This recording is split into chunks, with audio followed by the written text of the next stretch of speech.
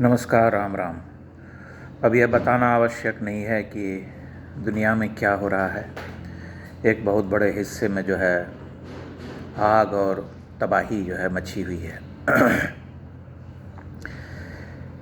कुछ दिनों पहले, 5-6 महीने पहले तक जो लोग भारत की सुरक्षा को लेकर के चिंतित थे,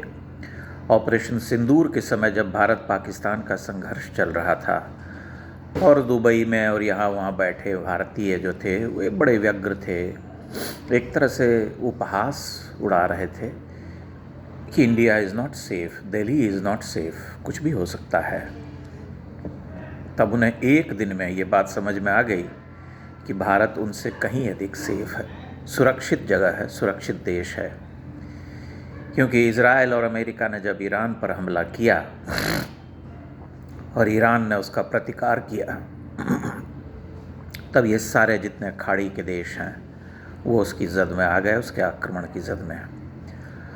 कहने के लिए वे बड़े आधुनिक देश हैं, उनके पास एयर डिफेंस सिस्टम है, सब कुछ है, लेकिन देखिए उनकी जो मिसाइलें थीं ईरान की और जो ड्रोन्स थे वो उनके देश में गिरे हैं, उनके शहरों पर गिरे हैं। बहुत सारे नहीं गिरे हैं लेकिन गिरे तो हैं और उनको नुकसान पहुंचा है। ईरान ने ठीक ठाक नुकसान पहुंचाया है, यहाँ तक कि दुबई में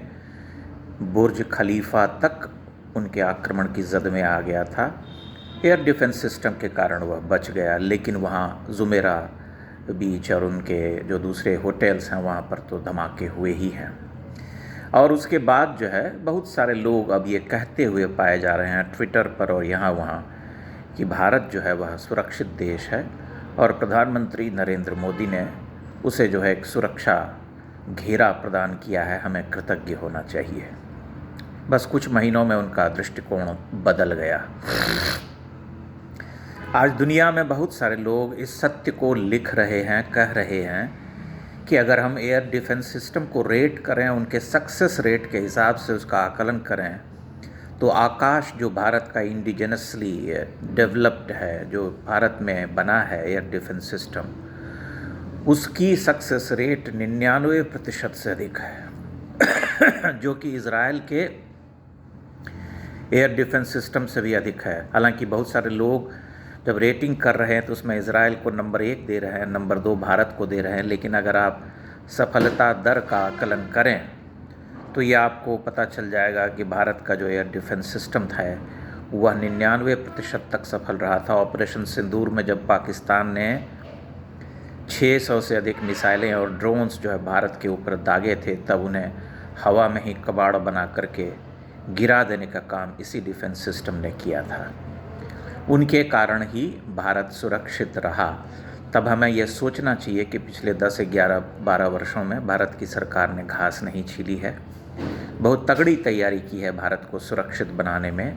और जिसका नतीजा, जिसका परिणाम जो है दिखाई दे रहा है। अब ईरान, इज़राइल और अमेरिका के युद्ध में क्या होगा कुछ कह पाना अभी संभव नहीं है, लेकिन एक बात तो दिखाई दे रही है कि बहुत लंबे समय तक ईरान शायद प्रतिकार नहीं कर पाएगा। पहली बात तो ये है कि सामरिक रूप से चाहे वह शक्तिशाली देश हो या न हो, इज़राइल और अमेरिका की शक्ति उनसे बड़ी है। दूसरी बात ये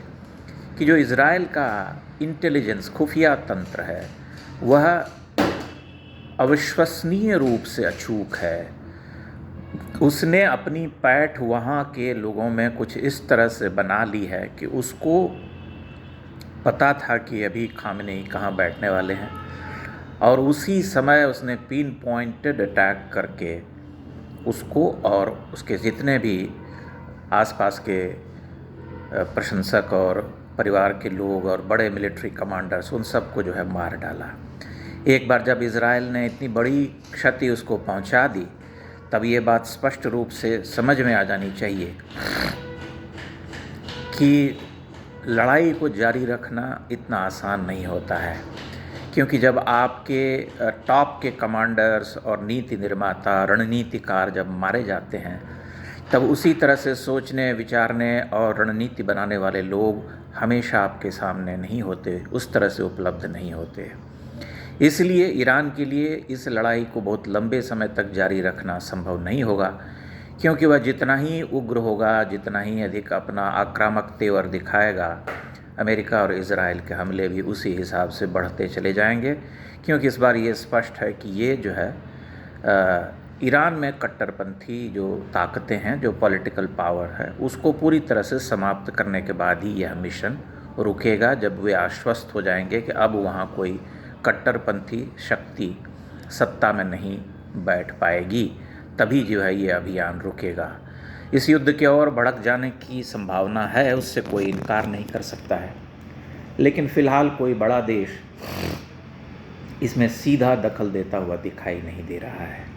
इसलिए हमें अपने आप को धन्यवाद करते हुए विश्व की इस विध्वंसक परिस्थिति को देखना चाहिए और कृतज्ञ होकर के ये स्वीकार करना चाहिए कि हमें सुरक्षित रखा गया है, हमारा सुरक्षा तंत्र बहुत मजबूत है और हमारी कूटनीति भी कुछ ऐसी है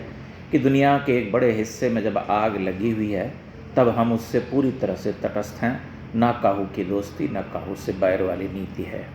अपना हित देख रहे हैं कि कैसे हम देश को आगे बढ़ा सकते हैं, कैसे विकास कर सकते हैं और व्यापारिक हित को किस तरह से साध सकते हैं।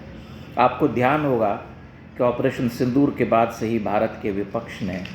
सरकार का मजाक उड़ाया था, एक तरह से देश का उपहास किया था कि नरेंद्र मोदी, सरेंडर मोदी और तमाम ऐसी ऐसी बातें और ऐसे ऐसे प्रश्न पूछे गए थे कि बताओ तुम्हारे कितने जहाज़ गिरे, तुमने कितने राफेल खोए। बार बार ये प्रश्न पूछा जाता रहा और बार बार दुनिया भर के इंटेलिजेंस एक्सपर्ट, वॉरफेयर एक्सपर्ट जितने भी हैं वो ये कहते रहे कि भारत ने आश्चर्यजनक रूप से इस युद्ध में पाकिस्तान को घुटनों पर ला करके बिठा दिया 3-4 दिनों में ही। उन्होंने बार बार ये लिखा और कहा कि भारत जो है अग्रिम पंक्ति का एक कहते हैं रक्षा तंत्र में एक देश बन चुका है, जिसके पास अपना एक डिफेंस सिस्टम है जो अत्यंत ही प्रभावी है और सक्षम है। अगर वह न रहा होता तो भारत की दुर्दशा उस समय हो गई होती। राजनीतिक रूप से भारत ने अपनी चाल कुछ इस तरह से चली है और अपनी उपस्थिति को कुछ इस तरह से तमाम देशों के साथ बेहतर संबंध बनाते हुए साधा है कि उसकी स्थिति पूरी दुनिया जो है उसकी प्रशंसा कर रही है और सबको भारत की चाह है, भारत को लोग आशा भरी दृष्टि से देखते हैं। इसलिए जब हम कहीं विदेश में रहते हैं या सुख सुविधा भोगते हैं उन देशों में, छोटे छोटे देशों में रहते हुए जहाँ पर कि इतनी जटिलताएं नहीं हैं, क्योंकि हम सभी जानते हैं कि भारत एक विशाल देश है, 150 करोड़ की आबादी है यहाँ की, और इतनी सारी विषमताएं, इतनी सारी जटिलताएं हैं। 10,000 वर्ष का पुराना जीवंत इतिहास है जो कालचक्र के साथ साथ आगे बढ़ता हुआ और भी जटिल होता चला गया है। उसके बाद भी अगर यहाँ सब कुछ सामान्य रूप से चल रहा है छोटी मोटी घटनाएं और झड़प और नारेबाजी ये सब तो चलती रहती है, लेकिन कोई बड़ा असंतोष या अफरा तफरी नहीं है, तब हमें कृतज्ञ होकर के धन्यवाद देना चाहिए और देश जो है विकास के रास्ते पर बढ़ रहा है उसका भी हमें कृतज्ञ होना चाहिए। आप इसे ठंडी नज़र से देखिए, तटस्थ होकर के देखिए, तब आप स्वयं जो है समझ जाएंगे कि जो मैं कह रहा हूँ उसमें दम है। दुनिया भर के लोग जो हैं इसे स्वीकार कर रहे हैं कि भारत ने अपने रक्षा तंत्र को बहुत मजबूत कर लिया है और ये दिखाई दे रहा है क्योंकि ईरान की जो दागी हुई मिसाइलें हैं वो इज़राइल में भी कुछ हद तक गिर रही हैं और खाड़ी के देशों में तो गिर ही रही हैं। उनका डिफेंस सिस्टम काम कर रहा है, लेकिन उस तरह से नहीं जिस तरह से भारत का डिफेंस सिस्टम काम कर रहा था। आप अपनी टिप्पणियाँ इस पर अवश्य कीजिएगा। बहुत बहुत धन्यवाद।